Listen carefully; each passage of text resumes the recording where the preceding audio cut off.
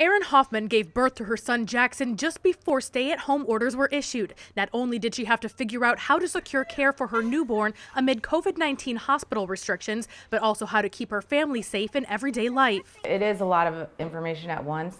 It can be confusing on what you do and don't do. With an endless amount of opinions and advice at their fingertips, messages for parents are even more muddled than usual. We always do encourage pregnant women to be looking at websites that are reliable and that are vouched by medical professionals as being accurate and informative. Still, anxiety about the virus will likely stick around as we adjust to life after COVID-19.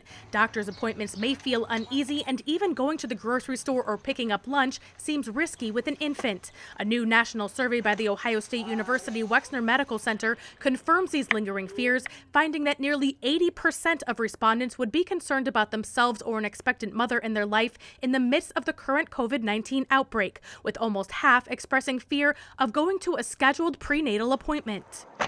Dr. Jonathan Schaefer says while the fear of infection is valid, it should not prevent women from seeing their doctor. Every precaution is being taken to keep patients safe in the office, with staff wearing masks, face shields, and gloves, wiping down surfaces between patients, and limiting appointments to only what is necessary. It's important for women to know that we are trying to make sure that when we say that you need to come into the office or the hospital, that really is the case. Erin had all of her postpartum visits via telehealth, as well as some of Jackson's wellness visits, and says she's grateful it was an option for her. You don't have to sit in the waiting room with other sick people for your wellness visits. You're not exposing yourself to that, even in the future when coronavirus isn't a concern.